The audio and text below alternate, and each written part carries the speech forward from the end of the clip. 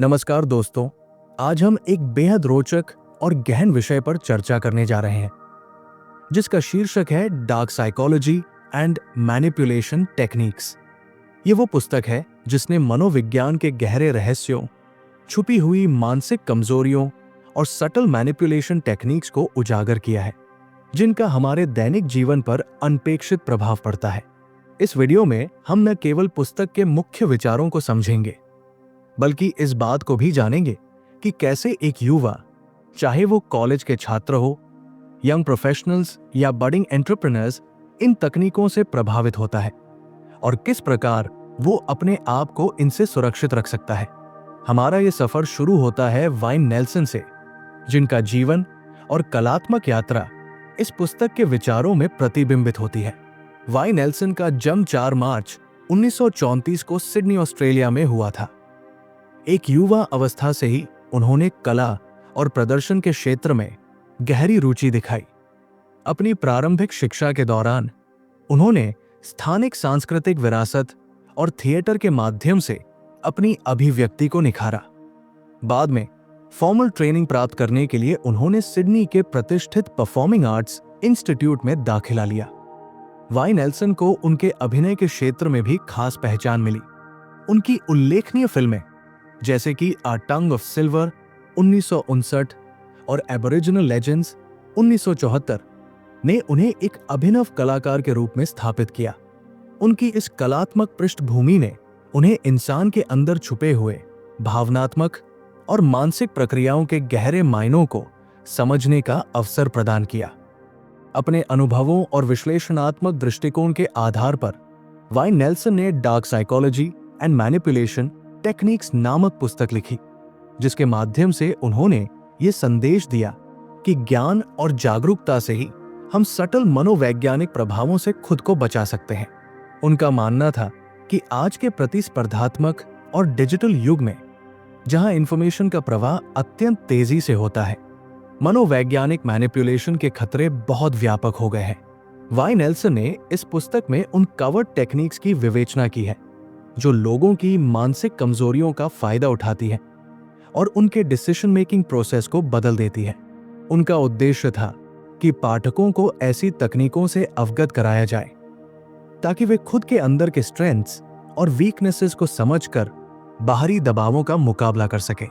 उनका यह प्रयास विशेष रूप से 18 से 35 आयु वर्ग के युवाओं के लिए महत्वपूर्ण है, जो अपनी प्रोफेशनल और पर्सनल जिंदगी में अक्सर सटल मैनिपुलेशन के शिकार हो जाते हैं।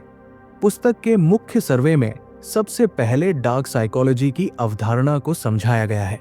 डार्क साइकोलॉजी वह प्रक्रिया है जिसके तहत मनुष्य की सबकॉन्शियस प्रक्रियाओं, इमोशनल ट्रिगर्स और कॉग्निटिव बियासेस का फायदा उठाकर उसे नियंत्रित किया जाता है।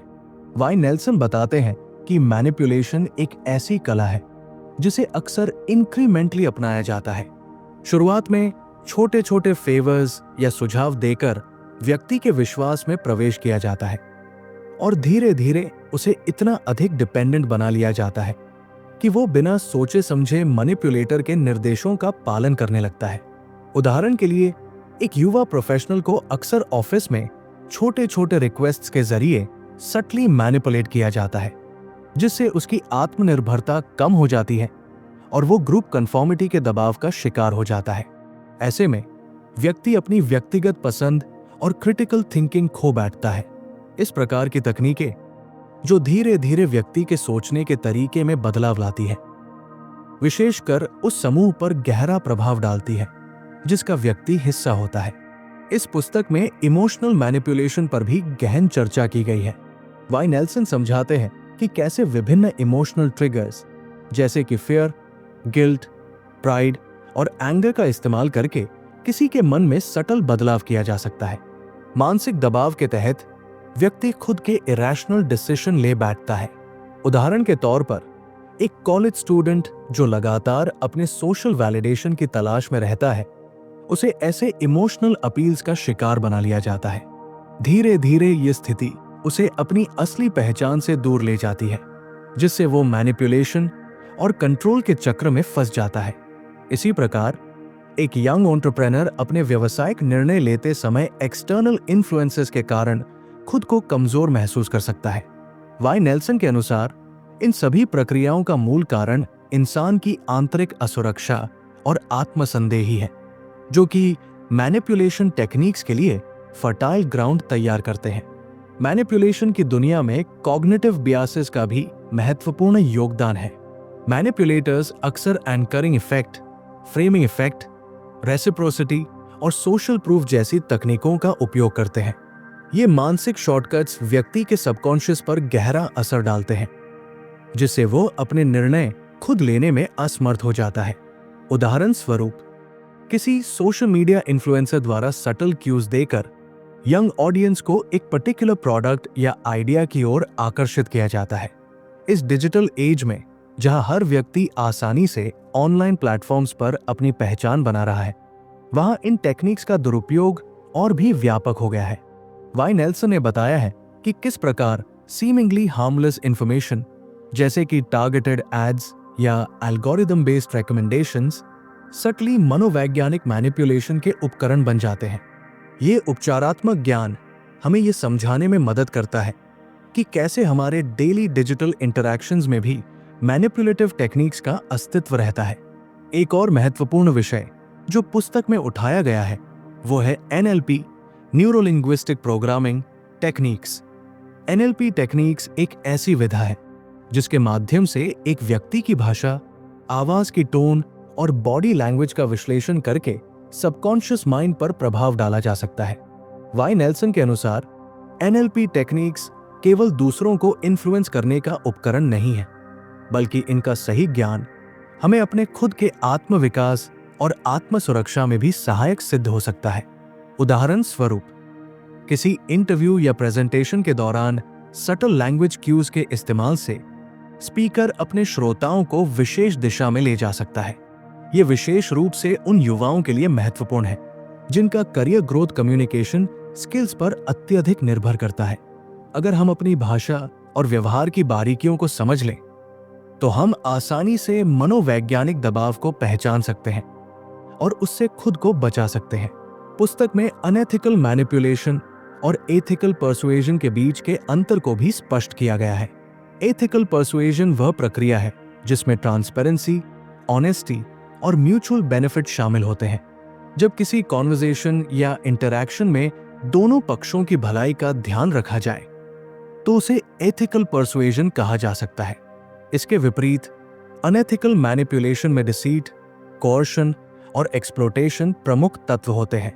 उदाहरण स्वरूप, एक यंग एम्प्लॉय को जब बार बार छोटे छोटे फेवर्स के जरिए ग्रेजुअली बड़ा फैसला लेने के लिए प्रेरित किया जाता है तो ये अनएथिकल मैनिपुलेशन का एक स्पष्ट उदाहरण है।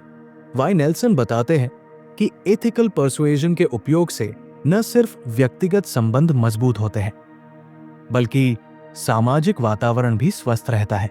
इसी प्रकार एथिकल पर्सुएजन की उपेक्षा करने से व्यक्ति अपने स्वयं के वैल्यूज और आत्मसम्मान को खो बैठता है, जिससे आगे चलकर मनोवैज्ञानिक समस्याएं उत्पन्न हो सकती हैं। इस डिजिटल एरा में मैनिपुलेटिव टेक्निक्स ने अपनी विविधता एक नए आयाम पर पहुंचा दी है। आज के समय में सोशल मीडिया, ऑनलाइन मार्केटिंग और डिजिटल एडवर्टाइजिंग के माध्यम से सटल साइकोलॉजिकल ट्रिगर्स का लगातार प्रयोग किया जा रहा है। उदाहरण के तौर पर, एक 25 वर्षीय इंस्टाग्राम यूजर जब किसी वायरल ट्रेंड या इन्फ्लुएंसर के द्वारा subtly cycle of likes, comments और शेयर्ड कंटेंट के संपर्क में आता है तो वो धीरे धीरे उस इन्फ्लुएंसर द्वारा प्रस्तुत नैरेटिव का हिस्सा बन जाता है। वाई नेल्सन इस पर जोर देते हैं कि इस प्रकार के डिजिटल मैनिपुलेशंस को समझना उतना ही आवश्यक है जितना कि ट्रेडिशनल इंटरैक्शंस में होने वाले मैनिपुलेशंस को समझना। डिजिटल प्लेटफॉर्मों पर सटल क्यूज और एल्गोरिदम बेस्ड रिकमेंडेशंस हमारे सबकॉन्शियस माइंड को प्रभावित करते हैं और हमारी डिसीजन मेकिंग कैपेसिटी को धीरे धीरे बदल देते हैं। ये ज्ञान विशेषकर उन युवा वर्ग के लिए अत्यंत जरूरी है क्योंकि आज का अधिकांश युवा अपना अधिकतर समय ऑनलाइन बिताते हैं और उन्हीं डिजिटल इन्फ्लुएंसेस के अंतर्गत अपने फैसले करते हैं। अब जबकि हमने मैनिपुलेशन टेक्निक्स के विभिन्न पहलुओं पर विस्तार से चर्चा कर ली है, आइए जानते हैं कि इन तकनीकों के खिलाफ खुद को कैसे सुरक्षित रखा जा सकता है। वाई नेल्सन पुस्तक में सेल्फ डिफेंस स्ट्रैटेजीज और अवेयरनेस टेक्निक्स पर विशेष प्रकाश डालते हैं। सबसे पहले व्यक्ति को अपने अंदर की इमोशनल वल्नरेबिलिटीज और कॉग्निटिव बियासेस को पहचानना चाहिए। जब हम अपनी आंतरिक कमजोरियों को समझ लेते हैं तो बाहरी इन्फ्लुएंसेस का सामना करना आसान हो जाता है। उदाहरण के तौर पर एक यंग प्रोफेशनल को ऑफिस में सटल प्रेशर के दौरान अपने इमोशनल ट्रिगर्स और थॉट प्रोसेस को सावधानी से पहचानने का अभ्यास करना चाहिए। इसके अलावा सेल्फ रिफ्लेक्शन, माइंडफुलनेस और क्रिटिकल थिंकिंग जैसी प्रैक्टिसेस को अपनाना भी अत्यंत महत्वपूर्ण है। यदि हम नियमित सेल्फ असेसमेंट करते हैं तो हम आसानी से किसी भी तरह के एक्सटर्नल मैनिपुलेशन को डिटेक्ट कर सकते हैं और तदनुसार उसका मुकाबला कर सकते हैं। एक अन्य महत्वपूर्ण सेल्फ डिफेंस स्ट्रैटेजी है ग्रुप डायनामिक्स और अथॉरिटी इन्फ्लुएंसेस से सावधान रहना। पुस्तक में बताया गया है कि अक्सर कैरिज्मेटिक लीडर्स या अथॉरिटेटिव फिगर्स अपनी पोजीशन का दुरुपयोग करते हुए ग्रुप कन्फॉर्मिटी को बढ़ावा देते हैं। उदाहरण स्वरूप, एक कॉलेज स्टूडेंट जब अपने प्रोफेसर या सीनियर की बातों को बिना सवाल किए मान लेता है तो वो धीरे धीरे अपनी खुद की सोच खो बैठता है। वाई नेल्सन ने इस बात पर जोर दिया है कि व्यक्ति को हमेशा अपनी इंडिविजुअल थॉट प्रोसेस और रैशनल जजमेंट को बनाए रखना चाहिए। यही कारण है कि एथिकल पर्सुएजन में ट्रांसपेरेंसी और म्यूचुअल डायलॉग का होना अत्यंत आवश्यक है। युवा वर्ग को चाहिए कि वे ब्लाइंडली किसी की बात मानने के बजाय अपनी सोच को चुनौती दें और सही तथ्यों पर आधारित डिसीजन लें। आधुनिक युग में जहां इंफॉर्मेशन का प्रवाह इतनी तेजी से होता है, वहां मिस इन्फॉर्मेशन और डेलिबरेट मैनिपुलेशन के मामले भी बढ़ते जा रहे हैं। वाई नेल्सन बताते हैं कि डिजिटल प्लेटफॉर्म्स पर फेक न्यूज, टारगेटेड एड्स और एल्गोरिदम ड्रिवन रिकमेंडेशन से व्यक्ति का माइंड कंट्रोल करने का प्रयास किया जाता है। उदाहरण के तौर पर, एक 30 वर्षीय एंटरप्रेन्योर जब अपने व्यवसाय के डिजिटल एस्पेक्ट्स में निवेश करने का विचार कर रहा होता है तो उसे सटल क्यूज और डेटा ड्रिवन इनसाइट्स के द्वारा बायस किया जा सकता है। ऐसी परिस्थिति में क्रिटिकल थिंकिंग और इंडिपेंडेंट वेरिफिकेशन के साथ साथ निर्णय लेने का अभ्यास करना अनिवार्य हो जाता है। यदि हम हर इंफॉर्मेशन के सोर्स को जांचें और लॉजिकल एनालिसिस अपनाएं तो हम एक्सटर्नल मैनिपुलेशन के प्रभाव से बच सकते हैं। एक और महत्वपूर्ण पहलू जो इस पुस्तक में उठाया गया है वो है कवर्ड सिग्नल्स और नॉन वर्बल कम्युनिकेशन का महत्व।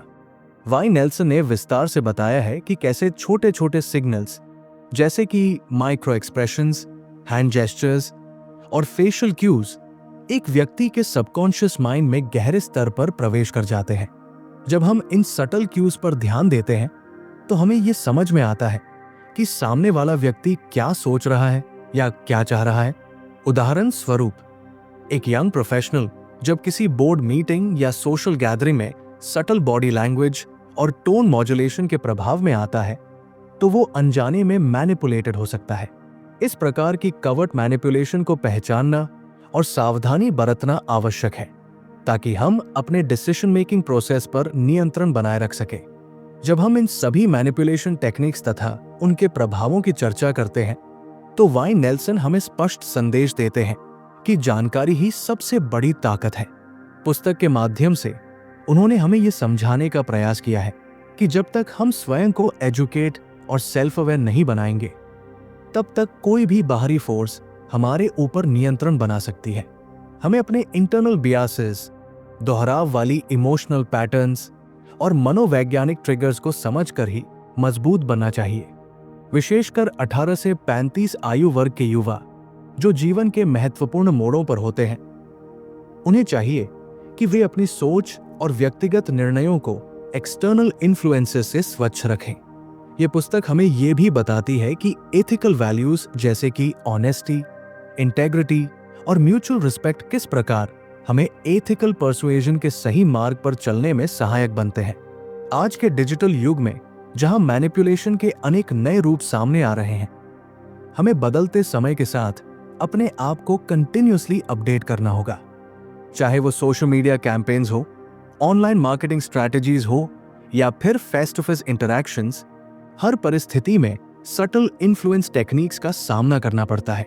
वाई नेल्सन का यह संदेश है कि यदि हम सूचित होंगे और स्वविश्लेषण के माध्यम से अपनी कमजोरियों को पहचानेंगे, तब हम किसी भी मनोवैज्ञानिक हमला का सामना कर सकते हैं। इस दिशा में सेल्फ एम्पावरमेंट, क्रिटिकल थिंकिंग और माइंडफुलनेस सबसे प्रभावी उपाय सिद्ध होते हैं। हमारी सोच, भाषा और व्यवहार में स्लाइट मॉडिफिकेशंस करके हम न केवल मैनिपुलेशन का विरोध कर सकते हैं, बल्कि अपने अंदर के क्रिएटिव पोटेंशियल को भी जागृत कर सकते हैं। यदि आपको ये बुक समरी पसंद आ रहा है और आप बुक खरीदना चाहते हैं, तो पुस्तक का लिंक वीडियो डिस्क्रिप्शन और पिन्ड कमेंट में दिया गया है। पुस्तक में बताई गई मैनिपुलेशन टेक्निक्स और डार्क साइकोलॉजी के सिद्धांतों का उद्देश्य केवल बाहरी प्रभावों से बचाव करना नहीं है, बल्कि स्वयं को एक बेहतर, समझदार और जागरूक इंसान बनाना भी है।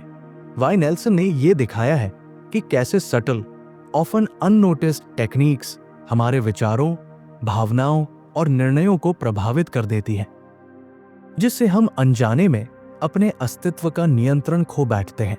उनकी ये पुस्तक हमें सिखाती है कि सेल्फ अवेयरनेस, सेल्फ रिफ्लेक्शन और कंटिन्यूअस लर्निंग से हम उन मानसिक झांकियों से बाहर आ सकते हैं जो किसी भी मैनिपुलेटिव टेक्निक का हिस्सा बनाती है, चाहे वो सटल इमोशनल ट्रिगर्स हों या फिर कॉग्निटिव बियासेस। हर एक के पीछे एक गहरा मनोवैज्ञानिक सिद्धांत छिपा होता है, जिसे समझकर हम अपने जीवन में सुधार ला सकते हैं। इस ज्ञान को आत्मसात करके हम न केवल अपने व्यक्तिगत जीवन में सुधार करते हैं, बल्कि सामाजिक और प्रोफेशनल एनवायरनमेंट्स में भी अपनी पहचान को मजबूत करते हैं। इस विस्तृत पुस्तक समरी में हमने देखा कि कैसे dark psychology and manipulation techniques में डार्क साइकोलॉजी की परिभाषा, मैनिपुलेशन के विभिन्न स्तर और उसके प्रभावों की विस्तृत चर्चा की गई है। वाई नेल्सन ने अपने व्यापक अनुसंधान और व्यक्तिगत अनुभव के आधार पर यह स्पष्ट किया है कि मनुष्य के निर्णयों में सटल इन्फ्लुएंसेस की भूमिका कितनी महत्वपूर्ण हो जाती है। उन्होंने बताया कि कैसे incremental persuasion, emotional manipulation, NLP techniques, covered signals और अथॉरिटी बेस्ड प्रेशर्स, ये सभी हमारी डेली लाइफ का हिस्सा बन चुके हैं। विशेषकर युवा वर्ग जो अपनी प्रोफेशनल आइडेंटिटी बनाने में लगे होते हैं, उन्हें इन टेक्निक्स के प्रति सतर्क रहना चाहिए। पुस्तक के नैरेटिव में एक महत्वपूर्ण बिंदु यह भी है कि एथिकल पर्सुएजन और अनएथिकल मैनिपुलेशन के बीच का अंतर हमें समझना होगा। एथिकल पर्सुएजन में म्यूचुअल रिस्पेक्ट, क्लैरिटी और ट्रांसपेरेंसी शामिल होती है, जबकि अनएथिकल मैनिपुलेशन में धोखाधड़ी, ऑर्डर और एक्सप्लॉयटेशन का प्रादुर्भाव देखने को मिलता है। वाई नेल्सन की ये शिक्षा हमें न केवल निजी स्तर पर बल्कि सामाजिक स्तर पर भी अनुचित प्रभावों से लड़ने की प्रेरणा देती है।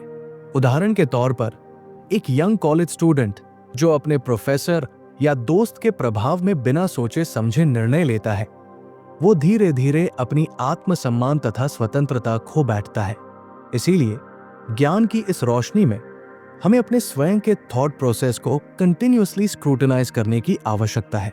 इस पुस्तक के एक और महत्वपूर्ण पहलू में बताया गया है कि कैसे ग्रुप डायनामिक्स और अथॉरिटी फिगर्स द्वारा सबकॉन्शियस माइंड पर प्रभाव डाला जाता है।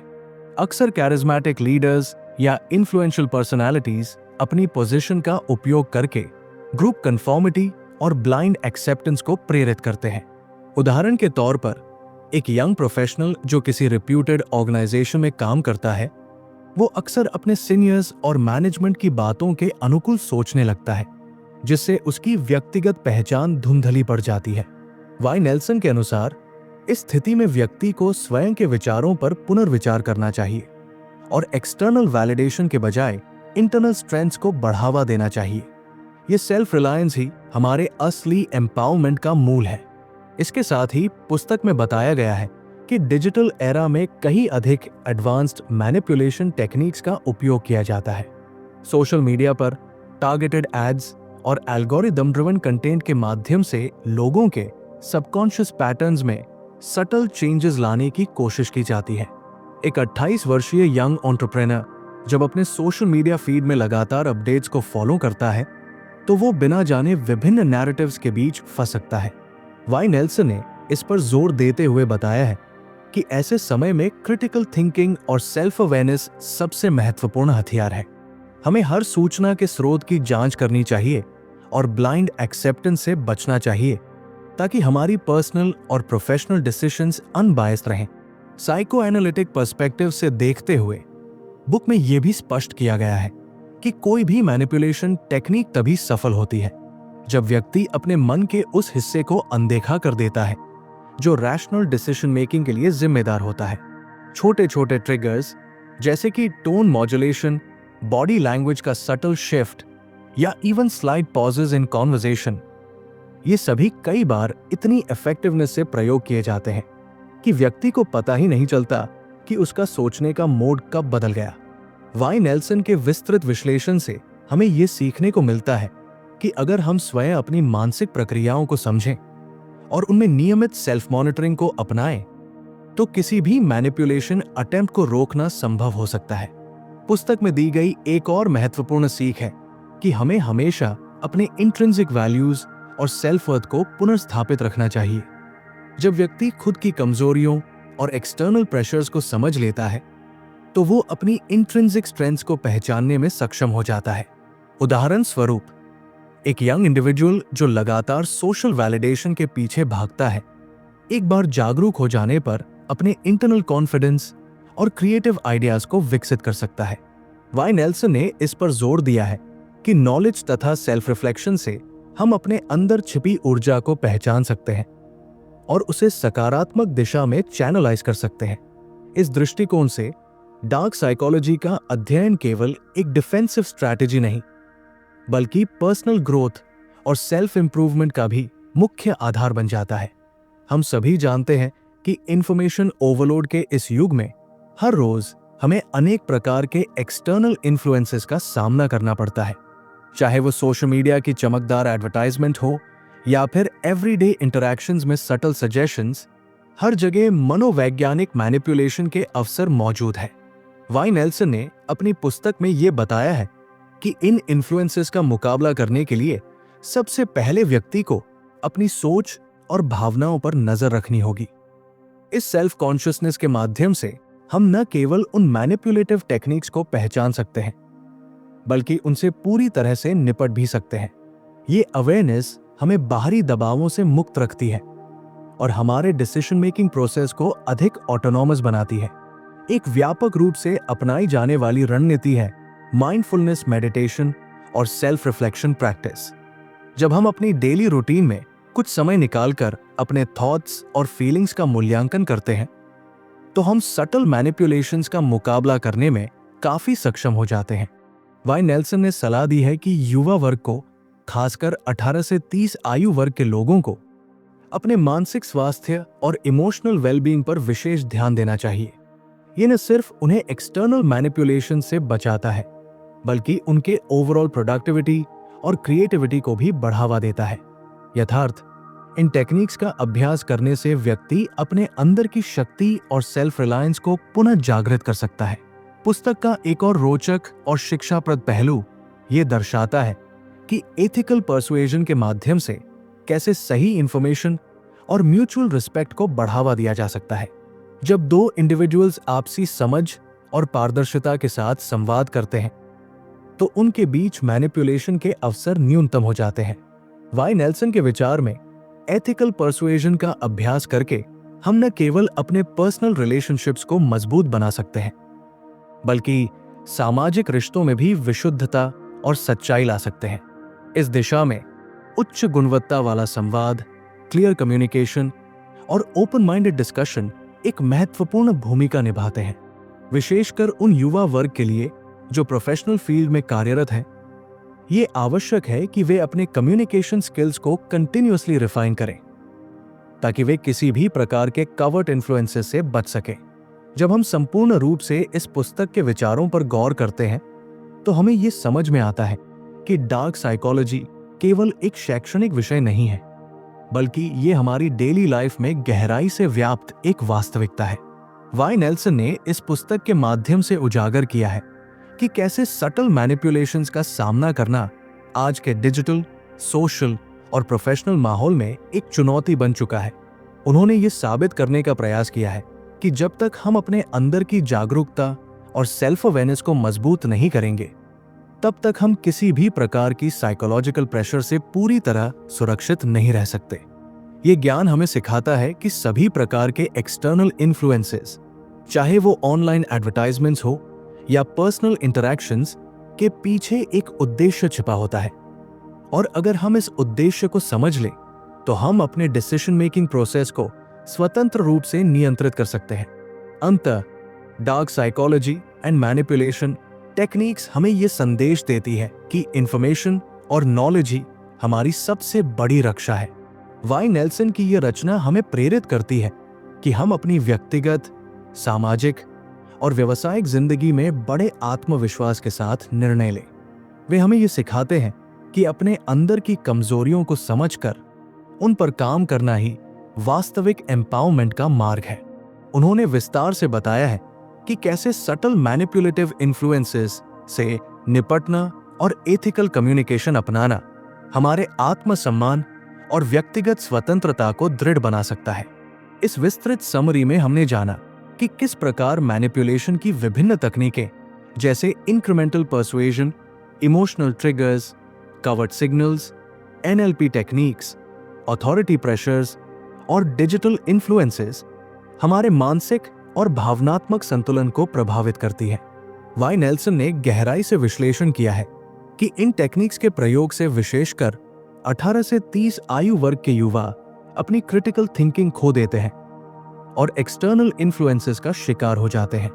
उनके विचारों में यह भी प्रमुख रूप से दर्शाया गया है कि एथिकल पर्सुएजन और क्लियर कम्युनिकेशन से इन दबावों का सफलतापूर्वक मुकाबला किया जा सकता है, जिससे व्यक्ति अपने डिसीजंस में ऑटोनॉमी बनाए रख सकता है।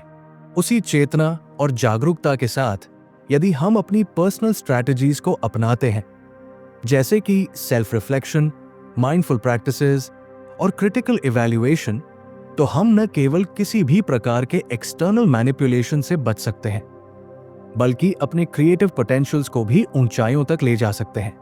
वाई नेल्सन के इस मार्गदर्शक सोच से प्रेरणा लेकर हर व्यक्ति को यह समझना चाहिए कि आत्म साक्षात्कार और निरंतर सीखने की प्रक्रिया ही हर मानसिक आक्रमण के खिलाफ हमारी सबसे बड़ी ढाल है। दोस्तों, आज की इस गहन चर्चा और विस्तृत बुक समरी के माध्यम से हमने जाना कि डार्क साइकोलॉजी की दुनिया कितनी जटिल और मल्टीफैसेटेड है। ये हमें न सिर्फ सचेत रहने बल्कि अपने अंदर छिपी ऊर्जा और पहचान को पुनः जीवंत करने का संदेश देती है। वाई नेल्सन की यह रचना हमें याद दिलाती है कि ज्ञान और जागरूकता के बल पर ही हम किसी भी मनोवैज्ञानिक चाल का सामना कर सकते हैं। यदि हम निरंतर अपने इंटरनल प्रोसेसेस का निरीक्षण करते रहें तो बाहरी दबावों का हम पूर्णतया मुकाबला कर सकते हैं। दोस्तों, आशा करता हूं कि यह विस्तृत और गहराई से तैयार किया गया ये बुक समरी न केवल आपके ज्ञान में इजाफा करेगा, बल्कि आपको अपने जीवन में सकारात्मक परिवर्तन लाने की दिशा में भी प्रेरित करेगा। यदि आपको ये वीडियो पसंद आया हो तो कृपया लाइक करें, शेयर करें और हमारे चैनल को सब्सक्राइब करना न भूलें। और हाँ, यदि आपको ये बुक समरी पसंद आया और आप बुक खरीदना चाहते हैं तो पुस्तक का लिंक वीडियो डिस्क्रिप्शन और पिन कमेंट में दिया गया है। धन्यवाद।